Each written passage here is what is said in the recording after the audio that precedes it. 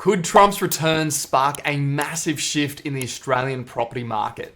We're talking tariff, interest rates, and what the effect is going to be, not only for your own home, but also if you're looking at getting into the property market. And it doesn't just mean Australia. How is this going to extend globally around the world? Trump's tariff war with China is heating up, and Australia's property market is caught in the crossfire. My name's Adam Panisi. Like and subscribe to this channel because I talk about all things property from my own experience on over $200 million of my own property deals. Stay with me because over the next few minutes, I'm going to show you how this could impact your mortgage, your suburb, and your investment strategy. So what is a tariff war? It's like an economic arm wrestle between the US and China, where US puts tariffs up, then China fires back and puts theirs up. Goods get more expensive, trade slows, and uncertainty rises. So let's break it down real quick. Trump's tariffs is reversing a century of US trade liberation. So we've got the stock markets in turmoil, stocks are crashing, cryptocurrencies are going through the floor, and now everyone is in talk of a global recession, including in the US. Because the tariffs between China and the US are now at 145%, economists around the world don't know how this is going to impact the rest of the economies in the world, including our own. And the US trade with China is estimated at $582 billion US dollars in 2024, whereas goods exported from the US to China was only $143 billion. So we know who has the upper hand here. So this 145% tariff could mean tariff costs well in excess of $700 million US dollars, which is just not viable, and it's putting pressure on 16% of China's exports. If China needs less raw materials, then Australia's economy is going to be impacted, and we potentially could see mass layoffs, especially in the resources sector. Australia heavily relies on global exports, especially China, who's our biggest global trading partner.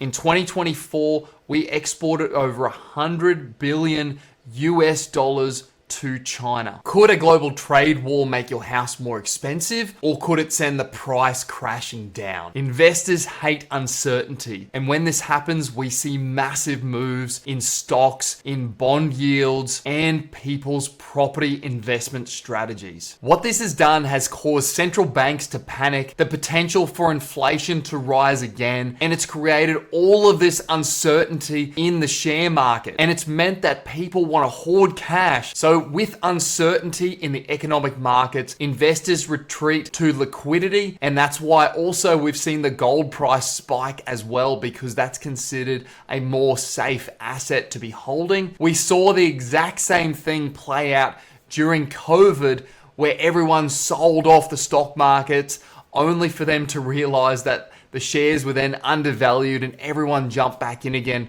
once there was certainty back into the financial markets. It's been a highly volatile market in the shares, with the S&P 500 dropping $5 trillion after the tariff was unveiled, and since recovering and then losing money again. So how does this market then impact property here in Australia? Personally, I'm seeing a lot of people with super having lost about 30% of the value of their superannuation fund that was allocated to shares. My parents included in that ratio. So what's that mean for people that want to liquidate their share portfolio? They're either not going to, so they're going to leave it there and hope that it recovers.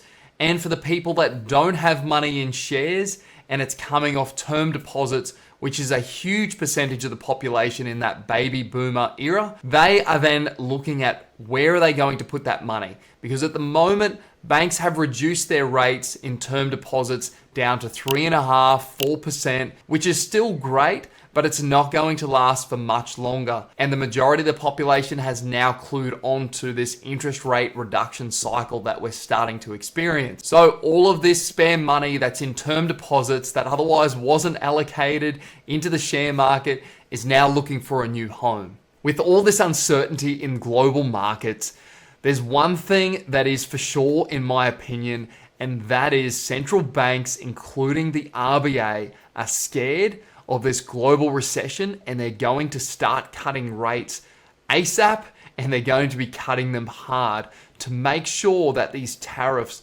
don't affect the global economy and put us all into recession. The ASX futures market is forecasting a 79% chance that the RBA will cut rates by 0.5% in May 2025.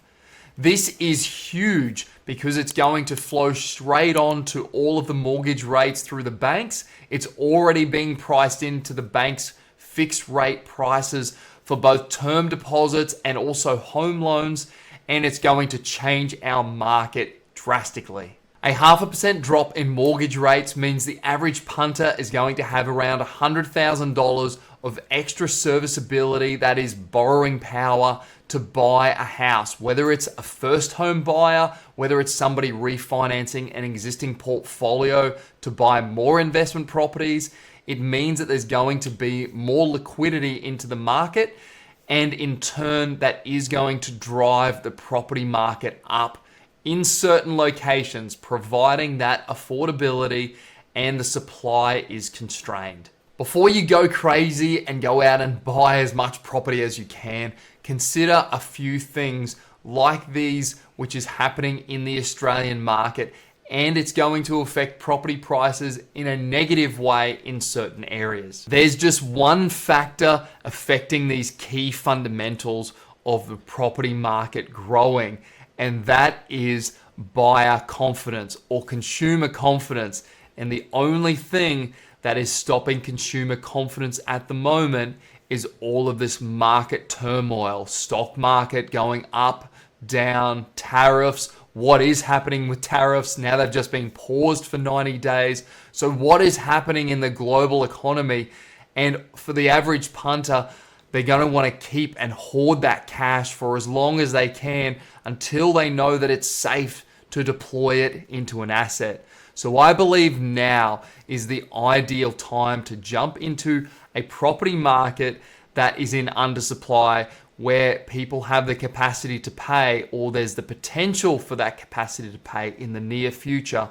And those markets right now, where not as many people are buying, are going to be those ones that are going to outperform the rest of the property market over the next few years at least. There is no doubt that this economic uncertainty is going to slow markets and stop people spending in the short term. There's been major forecasts for growth to be cut in the UK as global demand weakens overall. And it's not just the UK where the growth is going to slow down. Look at Australia's GDP and how we've been progressing over the last couple of years. Although Australia's GDP has been sluggish, at least it hasn't been negative. However, we're not far off that zero number, and if it wasn't for our high levels of immigration into this country, we're actually running at a per capita recession. So we can't just conclude that falling interest rates means we have an explosion in house prices here in this country. And this graph demonstrates that when the cash rate target falls in previous times, the property market hasn't always gone up in value. However, it's more likely than not.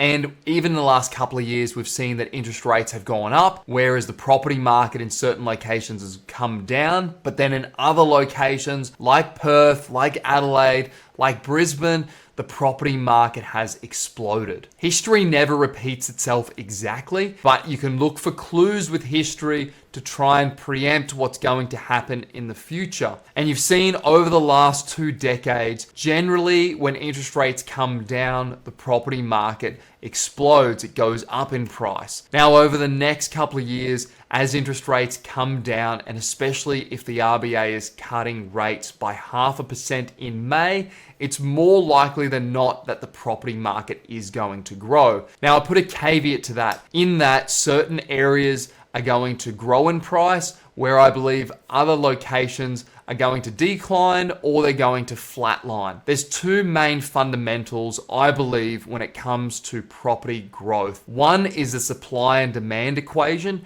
and the other one is capacity to pay. So the RBA reducing rates is going to give more people more capacity to pay. So where we have restricted supply on one side of the equation and more people with more money on the other side, it's going to create a price increase in those markets.